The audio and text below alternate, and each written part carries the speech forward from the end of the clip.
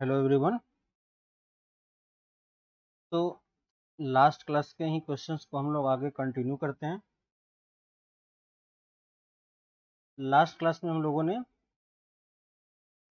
कुछ ऑब्जेक्टिव्स और कुछ न्यूमेरिकल टाइप्स के क्वेश्चंस देखे थे। ठीक है, उसी को हम लोग आगे कंटिन्यू करते हैं नेक्स्ट क्वेश्चन से। तो यहाँ पे आपको एक क्वेश्चन दिया हुआ है कॉम्प्लेक्स नंबर का। ठीक है, तो ये आपका कॉम्प्लेक्स नंबर के क्वेश्चन है। अब इस क्वेश्चन में देखोगे कि हमारे पास Z1 और Z2 nth root of unity है। ठीक है, nth रूट ऑफ यूनिटी आपको याद होगा x to the power n equal to 1 के सॉल्यूशन है ना। और इसके दो रूट्स यहाँ पे इसने बोल रखा है Z1 और Z2। ठीक है, nth रूट ऑफ यूनिटी जो होता है वो अगर इसके ज्योमेट्री को हम समझे तो nth रूट ऑफ यूनिटी कहाँ पे लाई करता है, एक सर्कल पे लाई करता है जिसका रेडियस 1 होता है। ठीक है, तो इसके जितने भी रूट्स होंगे वो इसी यूनिट सर्कल के इस सरकमफेरेंस पे लाई करेगा। तो Z1 और Z2 यहीं कहीं पे लाई कर रहा होगा, तो यहाँ पे मान लेते हैं Z1 है और यहाँ पे Z2 है।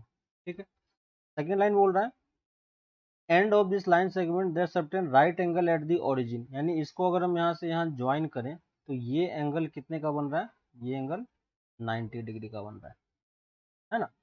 अब अगर nth रूट ऑफ यूनिटी के सॉल्यूशन की बात अगर हम करते हैं, ठीक है, अगर हम इसके सॉल्यूशन की बात करते हैं तो इस सॉल्यूशन में आपको एक चीज ध्यान होगा कि हम इसका जनरल सॉल्यूशन किस तरीके से लिखते हैं, है ना। तो इसका जनरल सॉल्यूशन जो होगा nth रूट ऑफ यूनिटी का वो हम किस तरीके से लिखते हैं, जो z होता है हमारा, z को हम क्या लिख पाते हैं,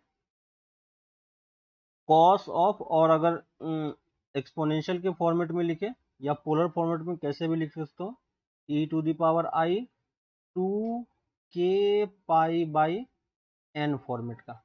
याद है, यहाँ पे इस क्वेश्चन में k ऑलरेडी यूज हो चुका है तो हम k यहाँ पे यूज नहीं करेंगे, यहाँ पे हम कुछ और ले लेते हैं, लेट से p ले लेते हैं।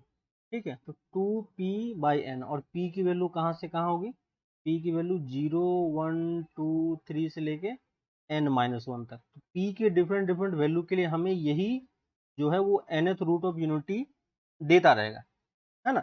तो लेट्स एज्यूम कि p की सर्टेन वैल्यू के लिए हमें z1 और z2 भी मिल रहा है, तो हम z1 को क्या लिख पाएंगे, e to the power i 2, और p को हम लेट से p1 बोल देते हैं। p1 कौन सी वैल्यू होगी, इसमें से कोई एक नंबर होगा, है ना। तो 2p1 पाई बाई n, और इसी तरीके से हम z2 को भी लिख पाएंगे। तो z2 क्या हो जाएगा, e to the power i 2p2 pi by, है ना। तो हमने Z1 और Z2 को इस तरीके से लिख लिया। अब क्या बोल रहा है, then n must be of the form.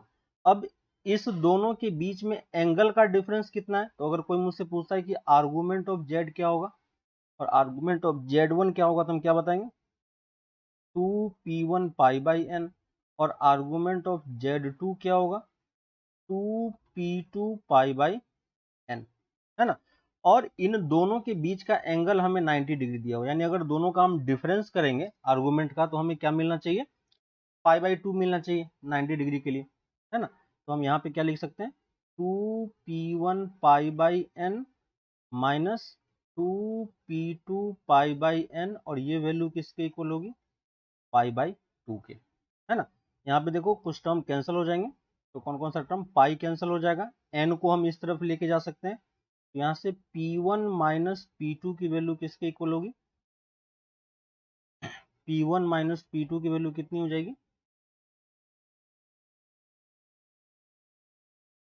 पाई से पाई कैंसिल हो गया, n ऊपर चला गया, तो ये n/4, है ना। और अगर हम n की बात करें, क्योंकि इसने हमसे क्वेश्चन में n ही पूछा है, तो n क्या होगा, 4 टाइम्स P1 माइनस P2, और P1 माइनस P2 क्या होगा, P1 माइनस P2, क्योंकि p जो है वो ये इंटीजर है, जीरो सॉरी होल नंबर है, 0 से लेके n-1 तक, है ना। तो p1 माइनस p2 ऑलवेज क्या होगा, एक इंटीजर ही होगा, है कि नहीं। तो इसी इंटीजर को हम क्या लिख सकते हैं, कोई एक अदर नंबर k एज्यूम कर लेते हैं, जो कि हमें क्वेश्चन के फॉर्मेट में ही दिया हुआ है।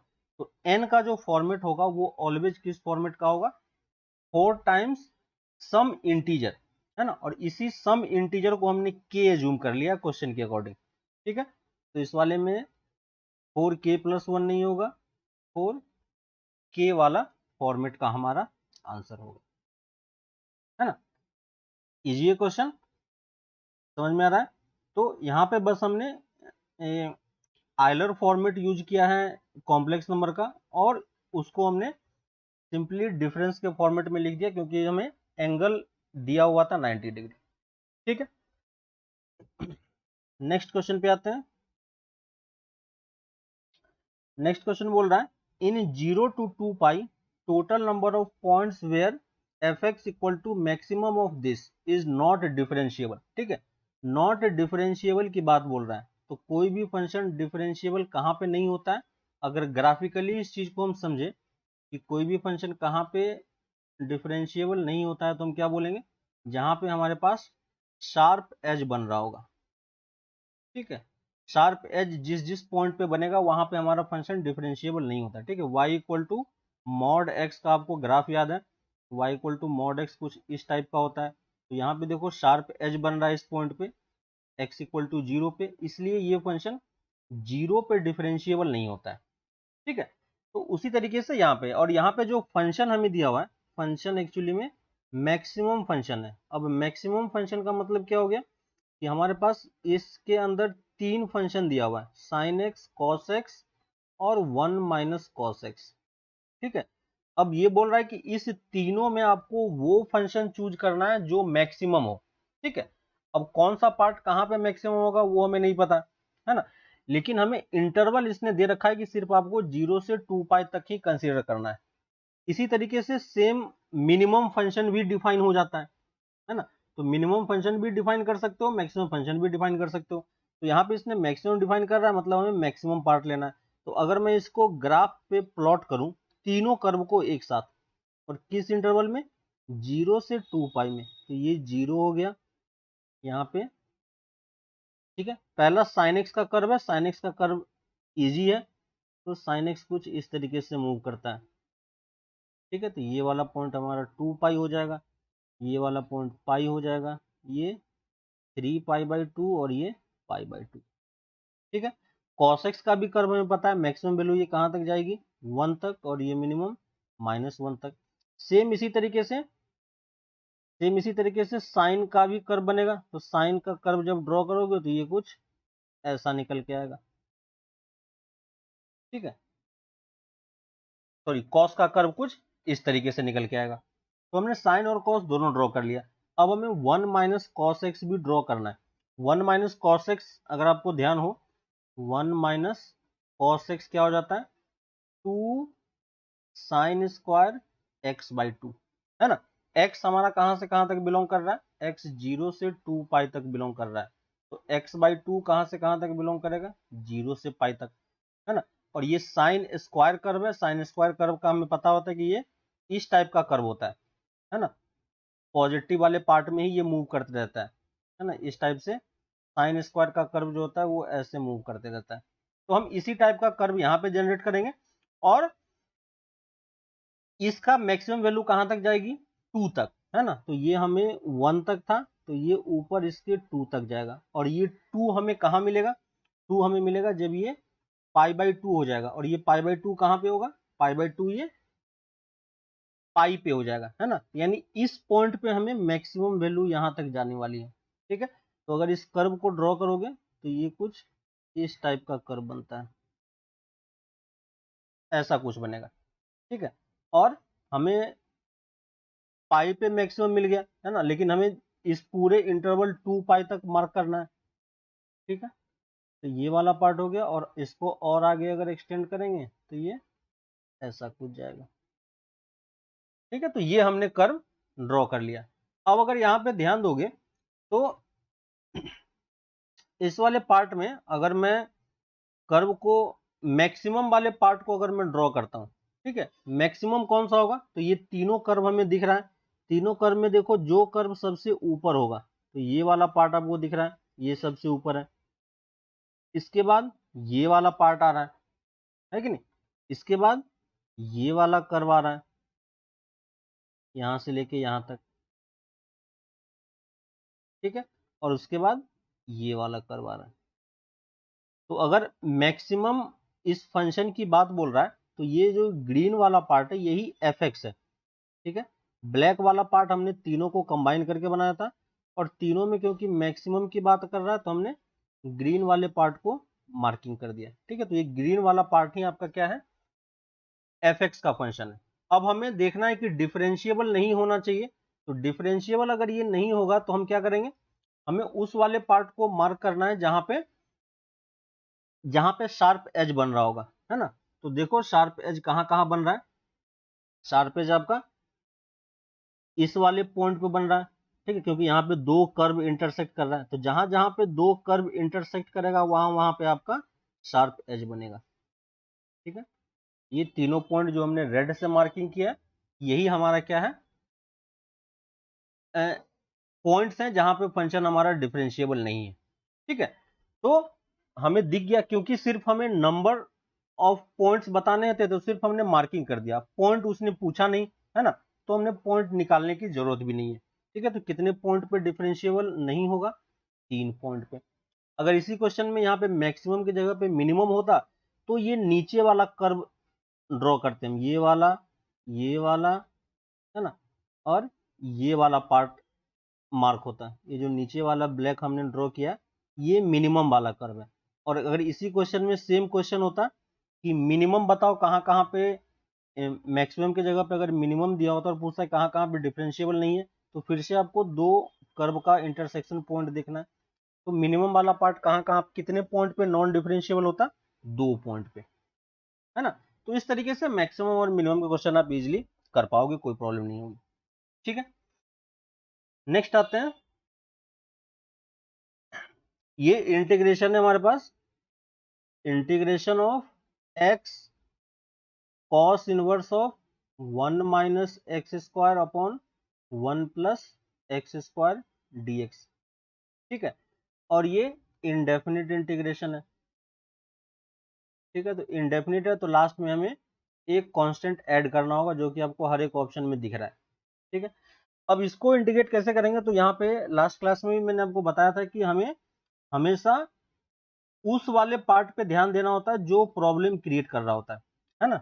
और लास्ट क्लास में हमने वो बताया भी था कि प्रॉब्लम कहाँ कहाँ पे क्रिएट हो रहा है, तो प्रॉब्लम इनवर्स वाला पार्ट प्रॉब्लम क्रिएट कर रहा है इस केस में, तो हमें इनवर्स वाले पार्ट को सिंप्लीफाई करने की जरूरत है। ठीक है, और आपने ये सेम क्वेश्चन इनवर्स ट्रिगोनोमेट्री में भी किया होगा। ठीक है, तो इस टाइप का जब क्वेश्चन होता है तो हम क्या सब्स्टिट्यूट करते हैं, x equal to tan theta, तो ये वाला पार्ट हमारा सॉल्व हो जाता है। तो यहाँ पे जो हमें सब्स्टिट्यूशन करना है वो क्या करना है, x equal to tan theta, x equal to tan theta करोगे तो dx कितना हो जाएगा, sec square theta d theta, है ना। और cos inverse of 1 minus x square upon 1 plus x square करोगे, और इसमें x की जगह पे अगर हम टेन थीटा पुट करेंगे तो ये क्या बन जाएगा, cos inverse 1 minus ten square theta upon 1 plus ten square theta, याद हो। और ये फॉर्मूला क्या बन जाता है, cos 2 थीटा, तो इसको जब सॉल्व करोगे तो यहाँ से आपको डायरेक्टली क्या मिल जाएगा, 2 थीटा, है ना। हमें पूरे फंक्शन को क्या करना है, थीटा के टर्म्स में रिप्रेजेंट करना है, क्योंकि हमने सब्स्टिट्यूट किया है ना, तो ये हमने सब्स्टिट्यूट किया। तो अब यही इंटीग्रेशन हमारा फिर से क्या बन जाएगा, x की जगह पे हम टेन थीटा पुट कर देंगे तो ये टेन थीटा हो गया। ये पूरा पार्ट सॉल्व होकर क्या दे देगा, 2 थीटा, तो इंटू 2 थीटा, और dx के जगह पे हम क्या पुट करेंगे, sec square theta d theta, तो ये हो गया sec square theta d theta.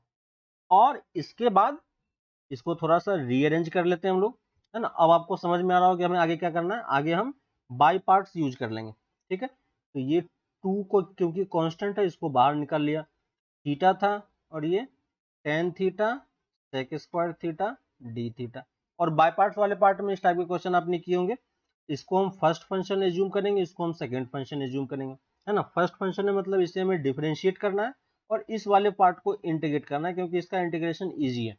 ठीक है, तो अब ये इंटीग्रेशन क्या बन जाएगा, बस मैं बाय पार्ट्स का फॉर्मूला डायरेक्टली लिख रहा हूँ, tan theta sec square theta d theta minus times d by d theta of d theta into tan theta into sec square theta d theta, और इसका एक इंटीग्रेशन।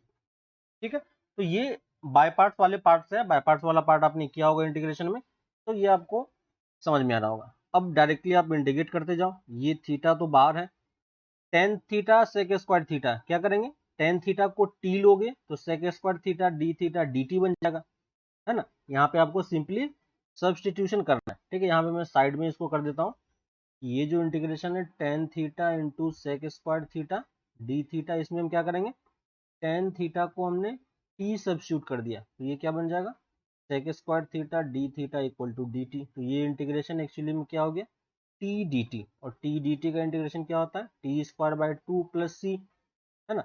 और टी स्क्वायर की जगह पे फिर से हम टेन थीटा पुट करेंगे, तो ये क्या दे देगा, tan square theta by two plus c, है ना। तो यहाँ पे हम कांस्टेंट इस वाले पार्ट में ऐड नहीं करेंगे, क्योंकि हम फाइनली बाद में कांस्टेंट ऐड करने वाले हैं। ठीक है, तो यहाँ पे देखो ये क्या बन जाएगा, इसका integration ten square theta by two minus times इसका डेरिवेटिव वन दे देगा, और ये सेम इंटीग्रेशन है तो ये कितना दे देगा, tan square theta by two D theta, ये हो गया, और ये प्लस सी हम बाहर में ऐड कर देते हैं। ठीक है, टू देखो क्योंकि बाहर में मल्टीप्लाई हो रहा है तो ये सारे पार्ट से कैंसिल भी हो जाएगा, तो इसको हम डायरेक्टली यहाँ से कैंसिल भी कर सकते हैं, तो इस वाले पार्ट को मैं यहाँ से हटा दे रहा हूँ। ठीक है, अब ये वाला पार्ट तो ऑलरेडी इंटीग्रेट हो चुका है, तो ये कितना हो जाएगा, theta tan square theta minus ten square theta का इंटीग्रेशन क्या होगा, तो टेन स्क्वायर थीटा का डायरेक्ट इंटीग्रेशन नहीं होता है ना, क्योंकि ये फॉर्मूले में नहीं है, तो हमें इसे सेक स्क्वायर में कन्वर्ट करना पड़ेगा, तो ये क्या हो जाएगा, sec square theta minus one d theta, और सेक स्क्वायर का इंटीग्रेशन हमें पता है ना, तो ये क्या दे देगा, अब यहाँ से अलग अलग सेपरेट कर सकते हो, तो ये क्या दे देगा, टेन थीटा माइनस थीटा, तो इस वाले पार्ट का इंटीग्रेशन एक्चुअली में क्या हो जाएगा, टेन थीटा माइनस थीटा, और ये माइनस पहले से तो माइनस माइनस प्लस थीटा, और एक कांस्टेंट सी हमने ऐड कर दिया, और इसके बाद थीटा जो हमने इनिशियली पुट की थी उसकी वैल्यू हम पुट कर देंगे, तो थीटा यहाँ से कितनी हो जाएगी, तो यहाँ से देखो थीटा की वैल्यू हम क्या लिख सकते हैं, टेन इनवर्स एक्स, तो जहां जहां पे थीटा है सबके जगह पे हम टेन इनवर्स एक्स पुट कर देंगे, क्योंकि हमारे पास जो क्वेश्चन है वो थीटा के टर्म में नहीं है, एक्स के टर्म में ही है, तो टेन इनवर्स एक्स हो गया, है ना। टेन थीटा और थीटा के जगह पे टेन इनवर्स एक्स पुट करोगे तो ये एक्स दे देगा, तो ये फाइनली एक्स स्क्वायर हो जाएगा, माइनस यहाँ से क्या आएगा, एक्स, और इस थीटा के जगह पे फिर से क्या पुट कर देंगे, tan inverse x plus c. ठीक है, अब ऑप्शन मैच करा लो, तो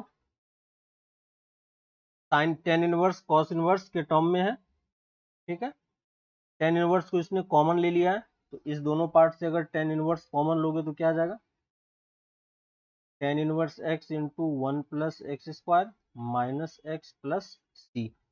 ठीक है, देखो कौन सा ऑप्शन मैच कर रहा है, डी ऑप्शन। ठीक है, तो इंटीग्रेशन है, इंटीग्रेशन का बेसिक कॉन्सेप्ट यही होता है कि हमें उस पार्ट को सब्स्टिट्यूट करना होता है जिस पार्ट से प्रॉब्लम क्रिएट हो रहा होता है ना। और लास्ट लेक्चर अगर आपने नहीं देखा है इसके पहले के लेक्चर्स, उसमें भी बहुत सारे क्वेश्चन हमने सॉल्व किए हैं, और वहां पे मैं थ्योरी वाले पार्ट को भी थोड़ा थोड़ा करके एक्सप्लेन करते जा रहा हूँ।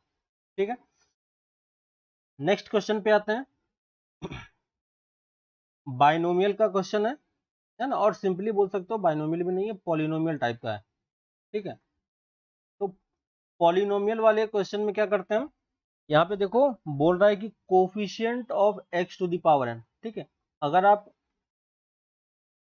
एन सी जीरो, ठीक है, ये फर्स्ट फैक्टर है, second factor x plus twice n plus one c one, और इसी तरीके से बढ़ता जाएगा x plus twice n plus one c n. ठीक है, टोटल कितने फैक्टर्स हैं यहाँ पे हमारे पास, अगर आप ध्यान दोगे तो टोटल हमारे पास ये देखो जीरो से स्टार्ट होके एन तक गया है, तो टोटल कितने फैक्टर हैं, एन प्लस वन फैक्टर्स हैं, है ना।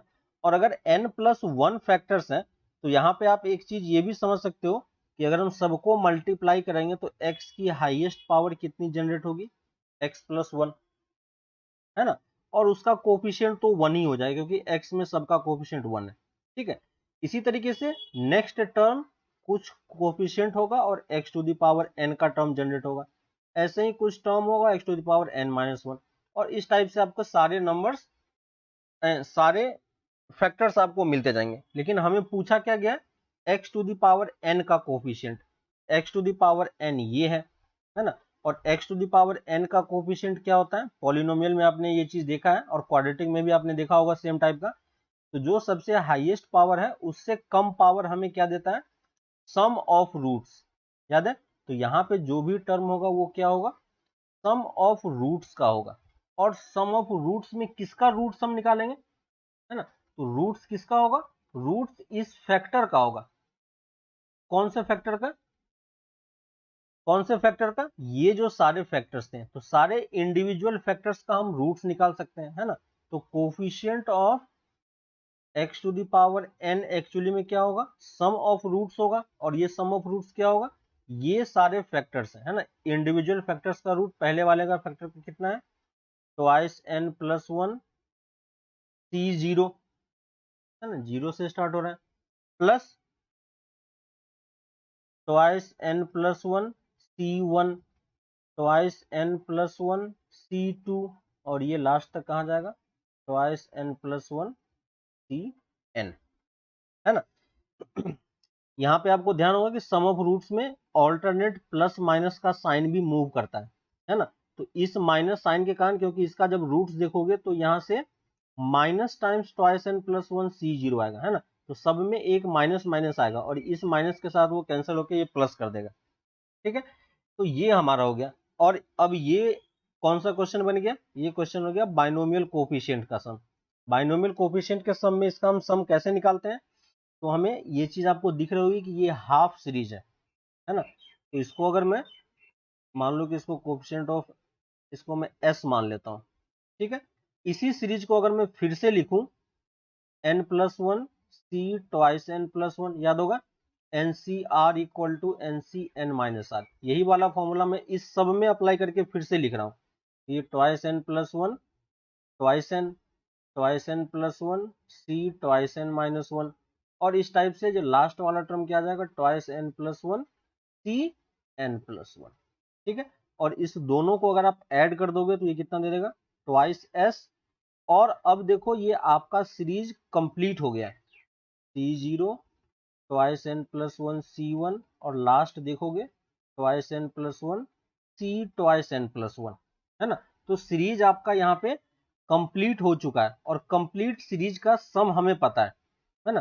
कंप्लीट सीरीज का सम क्या होता है, कंप्लीट सीरीज का sum 2 to the power twice n plus 1 हो जाएगा, है ना। तो 2s की वैल्यू कितनी हो जाएगी, 2 to the power twice n plus 1, लेकिन हमें निकालना s ही है क्योंकि coefficient x to the power n का वैल्यू s है, s हमने एज्यूम किया हुआ है। तो ये कितना हो जाएगा, 2 to the power twice n, ठीक है। तो कौन सा ऑप्शन यहाँ पे मैच कर जाएगा हमारा, देखो कौन सा ऑप्शन मैच करेगा। तो यहाँ पे आपका जो है डी ऑप्शन मैच कर रहा है ना। तो ये डी ऑप्शन हमारा आंसर हो गया, ठीक है। तो इस तरीके से पॉलिनोमियल और बाइनोमियल को कंबाइन करके इसने एक नए टाइप का क्वेश्चन क्रिएट कर दिया, ठीक है। नेक्स्ट आते हैं नेक्स्ट क्वेश्चन पे, the mean of data set, ठीक है। ये किस चैप्टर का क्वेश्चन हो गया, स्टैटिस्टिक्स का, ठीक है। मीन की बात बोल रहा है, मीन का फॉर्मूला आपको याद है, मीन क्या होता है, जितने भी नंबर हैं उन सारे नंबर का सम हमें करना है। मान लो n डेटा है हमारे पास, तो n डेटा के नंबर का सम करेंगे, उसको n से डिवाइड करेंगे, ठीक है। यहाँ पे कितने ऑब्जर्वेशन की बात कर रहा है, 16 ऑब्जर्वेशन की बात कर रहा है। इसका मतलब हमारे पास x1 से लेके x16 तक डेटा है, और उसकी मीन कितनी है, 16 ही है, ठीक है। तो हम लेट से एज्यूम कर लेते हैं x1 x2 से लेके x16 तक डेटा है हमारे पास। तो सिग्मा एक्स आई, सिग्मा का नोटेशन आपको याद होगा 1 plus 16 divided by 16 equal to 16, ये वाला फॉर्मूला हमने यूज किया बस, है ना। अब यहाँ पे क्या बोल रहा है, if one of the observation value 16 is deleted, यानी इसमें से एक ऑब्जर्वेशन 16 है, ठीक है। तो लेट्स से कि जो हमारे पास डेटा है x1 x2 x3 से लेके x15 तक, और लास्ट डेटा को मैं 16 ही एज्यूम कर रहा हूँ क्योंकि x16 की वैल्यू इसने 16 बता रखा है। ठीक है, तो अगर हम इसको अब अगर मीन के फॉर्मेट में लिखेंगे तो क्या होगा, सिग्मा कहां से कहां तक मूव करेगा, x1 से लेके, और हम डायरेक्टली फॉर्मूला यूज कर लो, x1 plus x2 plus x3 up to x15 plus 16 divided by 16 equal to 16। तो ये क्या हो जाएगा, 16 इंटू 16, नहीं है 16 इंटू 16, और ये कितना हो गया 256। तो 1 से लेके 15 प्लस 16 डेटा का सम इतना है। तो यहां से देखो x1 x2 से लेके x15 तक का सम हम निकाल सकते हैं, और इसकी वैल्यू कितनी हो जाएगी 240, है कि नहीं। तो ये हमें पहला वाला पार्ट मिल गया। 16 को हमने अलग क्यों किया, क्योंकि वो बोल रहा है कि ये डेटा इसने डिलीट कर दिया है। ठीक है, और डिलीट करने के बाद उसने 3 डेटा और ऐड कर दिया, 3 4 5। ठीक है, तो बोल रहा है कि रिजल्टेंट का मीन कितना होगा। तो अब जो हमारे पास नया डेटा होगा वो कौन सा डेटा होगा, x1 x2 x3 से लेके x15 तक, इसके बाद 3 4 5। तो टोटल डेटा पॉइंट अब कितने हो गए हमारे पास 18, 15 पहले थे और 3 और उसने ऐड किया। अब अगर हम इसके मीन की बात करें तो x1 plus x2 plus x3 plus x15 plus 3 plus 4 plus 5 divided by 18, है ना, और यही हमारा मीन आंसर होने वाला है। और x1 से लेके x15 तक का सम हमें पता है 240, जो कि हमने पहले वाले पार्ट से निकाला था, है ना। तो ये कितना हो जाएगा 240 प्लस 3 प्लस 4 प्लस 5 बाई 18, और इसको सम करेंगे तो ये कितना दे देगा 252 बाई 18। ठीक है, सम कर लेना, और देखो टर्म्स कुछ कैंसिल हो जाएंगे, तो कितना आ जाएगा आंसर 14। तो ए ऑप्शन इसका करेक्ट हो जाएगा। क्लियर है।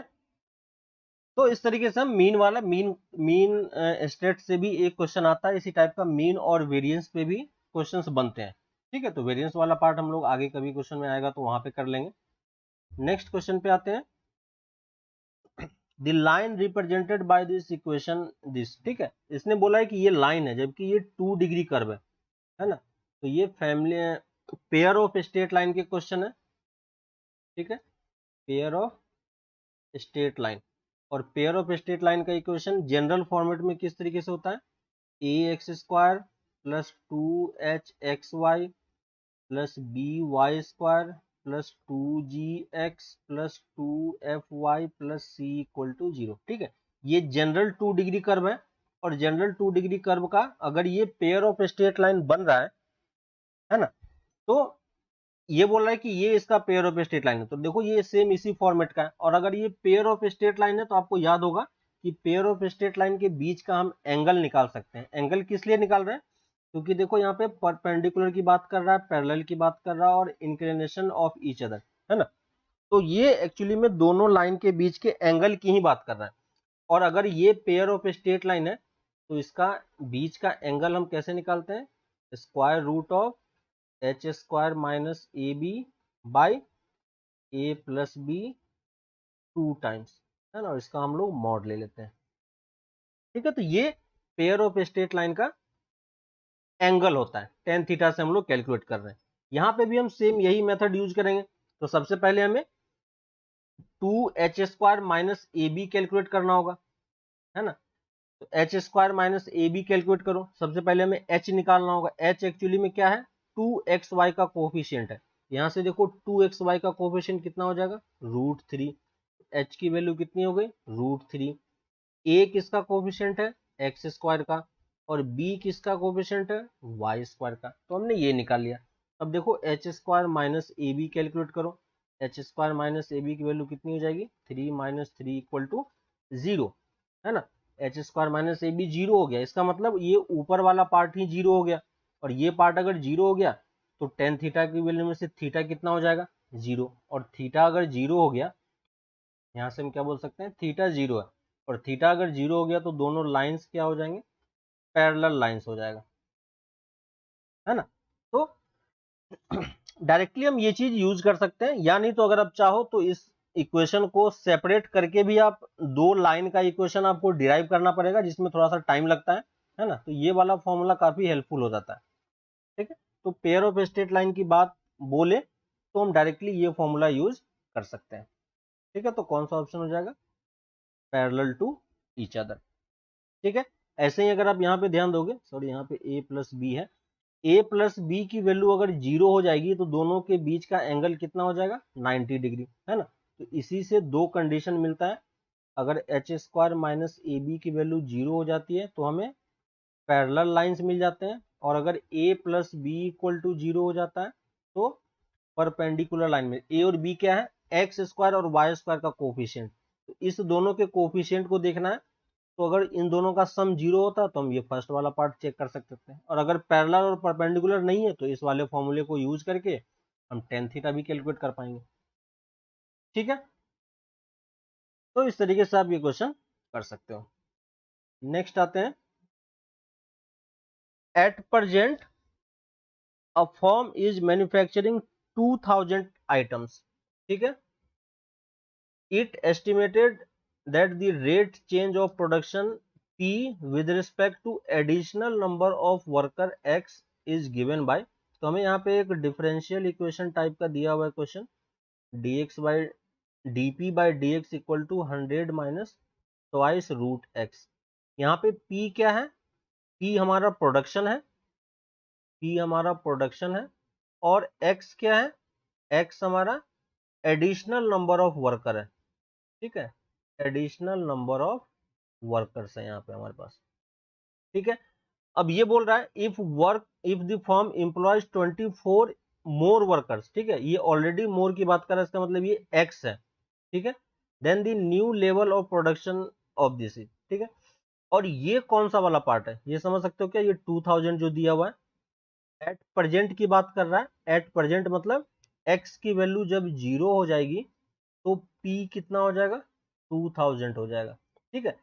एट प्रेजेंट मतलब वो एडिशनल वर्कर की बात नहीं कर रहा है, तो एडिशनल वर्कर जितना वर्कर उसका काम कर रहा है उसी के अकॉर्डिंग इसका ये चल रहा है। जब वो एडिशनल वर्कर ऐड करता है तो उसका इक्वेशन इस तरीके से वेरी करता है। तो इनिशियली उसने कुछ extra workers additional worker add नहीं किया था, इसलिए हमने x इक्वल टू 0 ले लिया, है ना। तो ये हमारा इनिशियल कंडीशन हो गया। अब इस वाले पार्ट को हम सिंपली इंटीग्रेट तो कर ही सकते हैं, ठीक है। तो dp equal to 100 minus 2 root x और dx दोनों तरफ इंटीग्रेट कर दो। डिफरेंशियल इक्वेशन में क्या होगा, आपने यहाँ से p आ जाएगा, ये कितना हो जाएगा 100x minus 2x to the power half. x to the power half का इंटीग्रेशन क्या होता है, प्लस 1/2 प्लस 1, ठीक है। 1/2 प्लस 1, तो ये कितना हो गया, x टू द पावर 2 से 2 यहाँ पे आ जाएगा, सॉरी यहाँ पे 12 दिया हुआ है, ठीक है। यहाँ पे 12 है, तो ये 12 हो गया माइनस टाइम्स 12, और यहाँ से देखो 2/3 मल्टीप्लाई हो जाएगा, ठीक है। तो 4 टाइम्स कट के ये कैंसिल होके 8 दे देगा, तो 8 into x to the power 3/2 plus एक कांस्टेंट c हमने ऐड कर दिया। अब c की वैल्यू कैसे निकालेंगे, c की वैल्यू निकालने के लिए हमारे पास ये वाला इनिशियल कंडीशन है। तो x इक्वल टू 0 पुट करो तो p की वैल्यू 2000 हमें दी हुई है ना। तो यहां से हम क्या लिख सकते हैं, 2000 equal to x equal to 0 put करोगे तो c की वैल्यू 2000 ही आ गई, ठीक है। तो हम p क्या लिख सकते हैं, 100x minus 8x to the power 3/2 plus 2000। तो ये हमारा प्रोडक्शन आ गया एडिशनल वर्कर्स के टर्म में। अब इसमें क्या करना है, 24 मोर इंप्लॉइज ने ऐड किया है, तो x की वैल्यू 25 इसमें पुट कर देनी है और हमें p निकालना है। तो 25 पुट करेंगे तो कितना हो जाएगा, 2500 माइनस यहाँ से कितना होगा 8 इंटू 25 पुट किया तो 5 क्यूब 125 यहाँ पे आ जाएगा, है ना।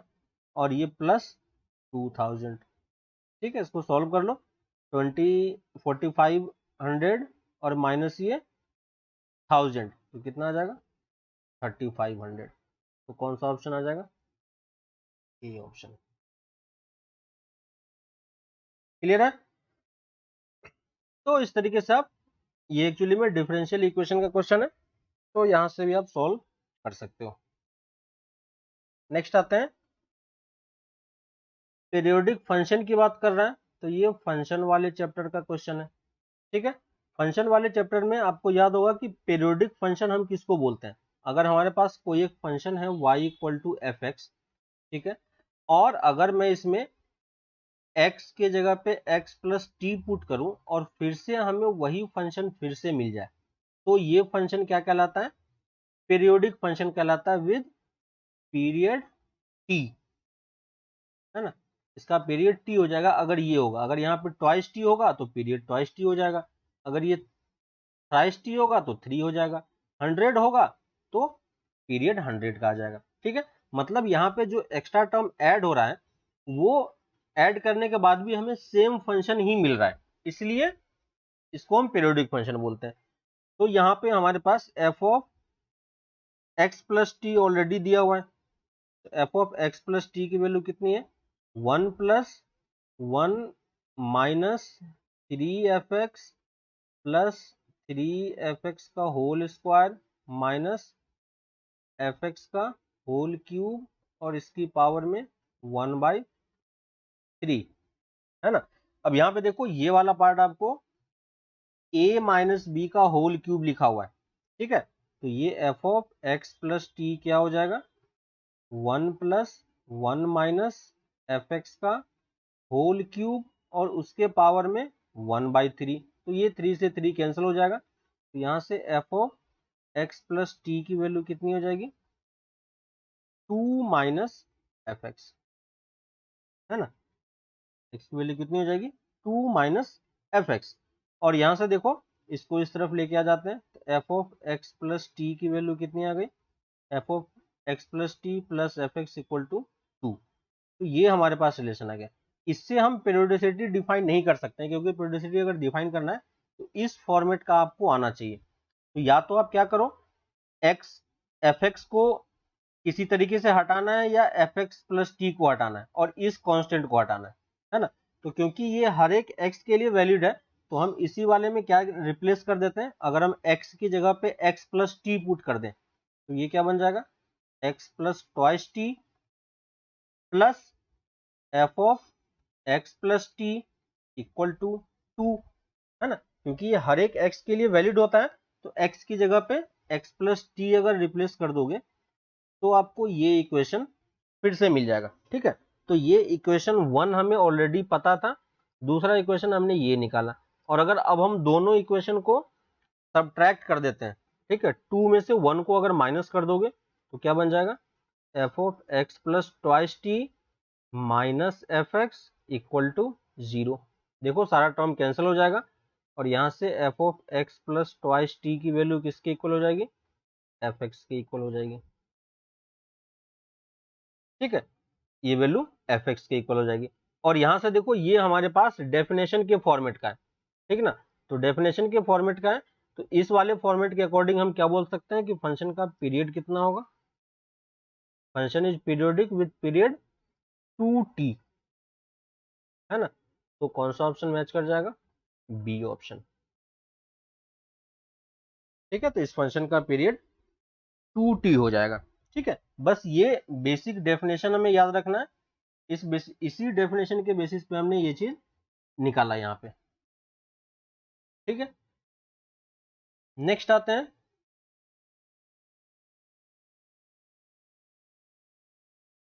इस क्वेश्चन पे, a b is a vertical tower. ठीक है, यहाँ पे आपको ये समझ रहा है ये किसका क्वेश्चन है, हाइट एंड डिस्टेंस का। लास्ट क्लास में भी बताया था मैंने कि ये हाइट एंड डिस्टेंस के ये क्वेश्चन आते हैं हमेशा, तो देखो यहाँ पे दूसरे टाइप का एक क्वेश्चन आया, करना इसमें वही है, ए बी एक टावर है, तो पहले आप एक टावर ड्रॉ कर लो। ठीक है, रफ सा एक स्केच ड्रॉ करते जाओ, ये हमारा ए हो गया और ये हमारा बी हो गया, a on the ground, c is the mid point, तो यहाँ पे हम एक सी ले लेते हैं, मिड पॉइंट है तो ये दोनों लेंथ इक्वल हो जाएगा। ठीक है, of a b the part c b subtend an angle alpha at point p on the ground, यहाँ पे एक पॉइंट पी है तो इसको मैं यहाँ से यहाँ ज्वाइन कर देते हैं, और ये जो सी बी पार्ट है ये इस पॉइंट पे एल्फा एंगल बना रहा है।